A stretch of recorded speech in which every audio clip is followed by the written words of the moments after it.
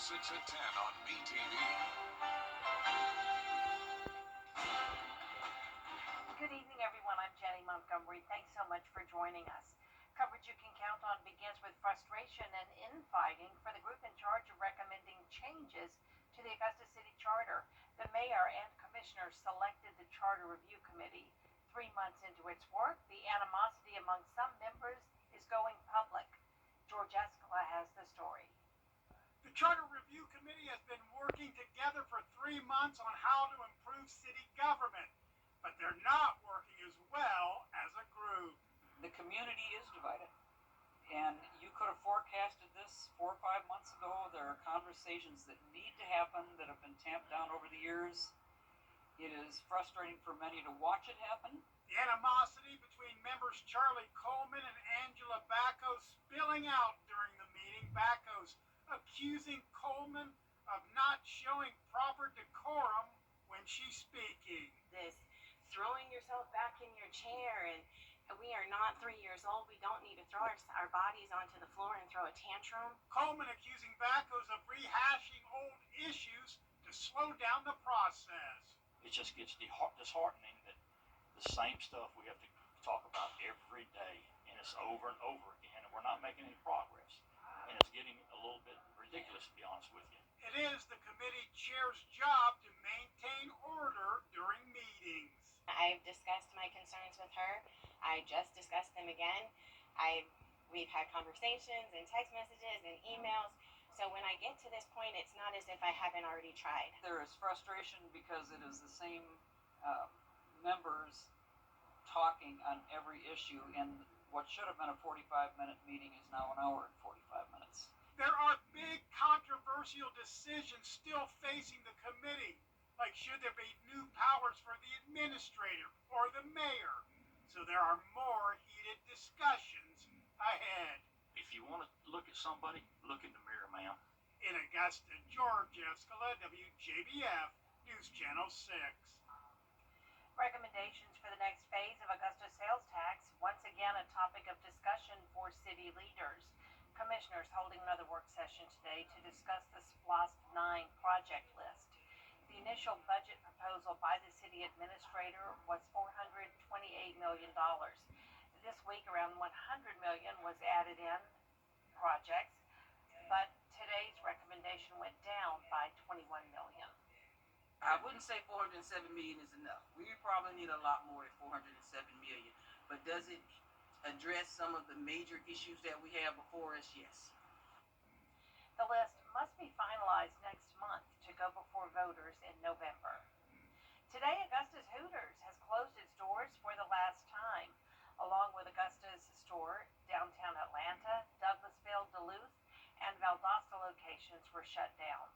This comes just a few months after the company filed for bankruptcy in March. Time now for a first look at the forecast. Here's Chief Meteorologist Jenna Petracci. Well, we did have some showers come through town earlier, but it was a mostly dry night for us, and you can see now on Live by Burr 6, we're not seeing any rain in the CSRA. A few showers happened around an hour ago in Emmanuel County, but now all of the rain is well to our southwest, impacting parts of Alabama and over towards Louisiana. Right now on our Terry Lambert Hyundai Skyview cam, we have mostly clear skies. The winds are pretty calm. This is a look at Augusta Regional Airport, and our almanac at Augusta Busch Field shows that we had a low of 71 and a high of 91. Not too bad for late July. We'll take that any day. And right now those temperatures are in the upper 70s through low 80s, very consistent. 77 in Allendale, 80 in Louisville, Augusta, Ura 80, 84 in Wrightsville. That's our hottest place, 76 in Aiken. And you can see those winds are coming out of the southeast, very light, only up to around 4 miles per hour. Now for tomorrow morning, we'll have calm winds and clear skies as temperatures go down to around 73. And looking ahead, we will just have the slightest chance of rain tomorrow, but the main story is the heat, especially as we get to Sunday. I'll have more. Thanks. A new school year in Georgia means new education laws that go into effect. The measures focus on school safety and a better learning environment. They include requiring all K-12 public schools to have an AED and an emergency action plan, mandatory CPR training for school staff. There have to be emergency drills. Schools also must have mobile panic alert systems, digital mapping of school grounds, increased mental health support for students, and a behavioral threat management team if students make a threat. In order for a student to learn, they need to feel safe, mentally, physically, and emotionally. And as educators, we strive to provide that safety in our classrooms. But when they are feeling that around them, in their communities, in the world, it is concerning. Also required a cell phone free zone for K through 8 students starting next July, with a plan to implement it by January. Public schools must also transfer student records to a new school system within 5 business days. And schools are now banned from expelling students solely due to absences. Richmond County summer school graduates take that big walk across the stage. Hannah McDonald was there. More than 100 students here at George P. Butler Comprehensive High School have completed their summer school and are ready to graduate.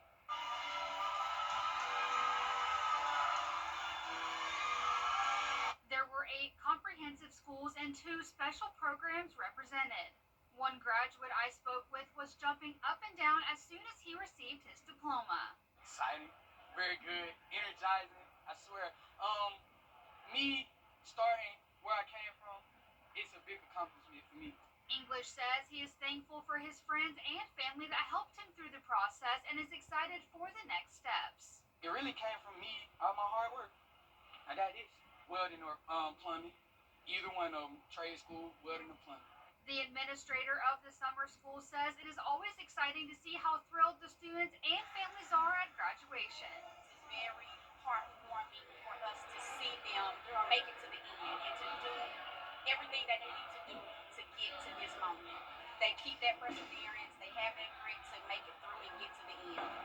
Congratulations, class of 2025.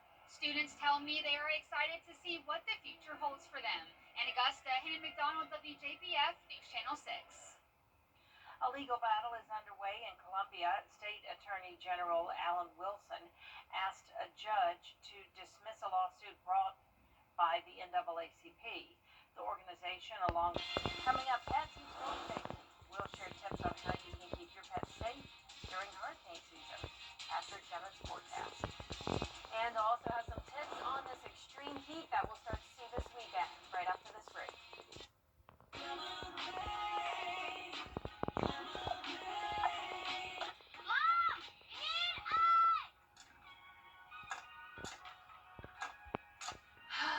I guess I gotta go to Queen City. Welcome to Queen City Home Store. With our price match guarantee and express delivery, we have exactly what you need when you need it. Queen City Home Store, your whole home destination. Thanks, Mom. Lions, tigers, and panthers, oh my! The cats mean. Now, your most accurate forecast with WJBF Live 5/6. Welcome back. It's a nice, quiet night as we start out with a look at our Terry Lambert Hyundai Skyview Cam over in Aiken. We are dry and warm, sitting at 80 degrees, feeling like 86, thanks to a dew point of 77. Winds are nice and calm. Around the CSRA, it's upper 70s through low 80s for us on this Thursday night, with some clouds still around, but no more rain. We had some showers come through town earlier, but just some nice summer-like rain. It cooled us off a bit, so I'm sure that was much appreciated for a lot of us. And now we're left with this upper-level trough in the area. Some moisture still around it, but most of the rain is centered around this low-pressure area, generating a lot of showers and storms across Louisiana and now eastern Texas. So we are going to be in between an area of high and low pressure, but since this high pressure is really taking over here, that's going to be bringing us some drier air tomorrow, just a little bit of lingering moisture from this upper-level low. So some stray showers are possible tomorrow, but overall a mostly dry and mostly sunny day. A great day to hit the pool, as we'll be climbing to around 96 degrees at the 3 o'clock hour. Here's our futurecast tomorrow morning. A dry start with some clouds and winds coming out of the south. You can see once we head into the afternoon and evening, a little bit of green popping up here and there, but definitely not a washout. Saturday looks to be completely dry, winds coming out of the southwest as that high pressure really settles in over the area. So we are going to be under a heat dome over the weekend and into early next week. And this means temperatures will be at 100 degrees, if not hotter. And this is a long-term heat wave from Saturday all the way through Wednesday. I have issued Viper 6 alert days for Sunday and Monday, since those look to be our hottest days out of this stretch. 102 will be the high, and the heat index from around 110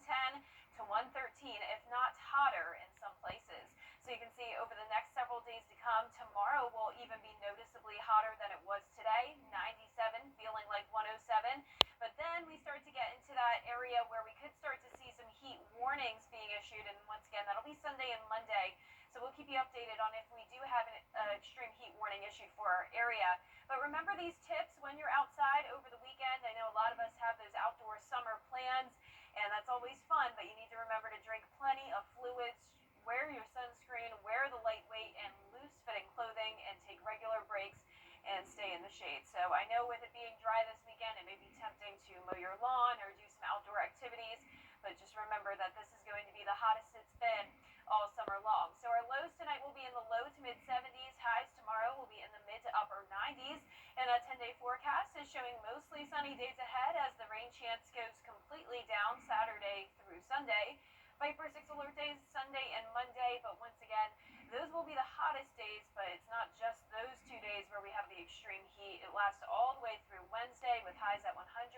Then we go down to the upper 80s, which will be a really nice change of pace by the following weekend.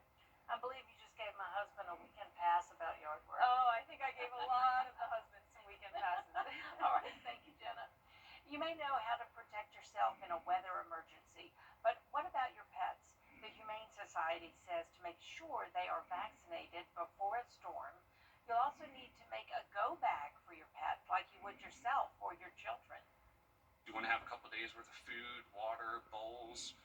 You want to make sure you have an enclosure or a crate for them, especially if you're evacuating with the county. And some items that are going to remind them of home. It's going to be very stressful.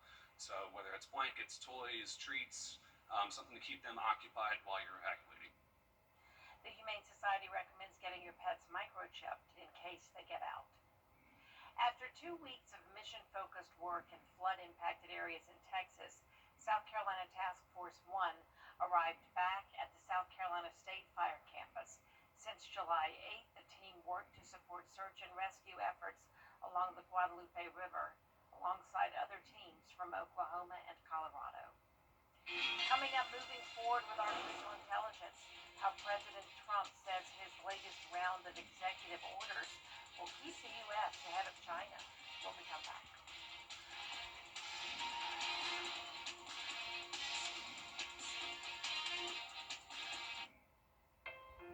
Coming up, ACC Media Day to continue in Charlotte.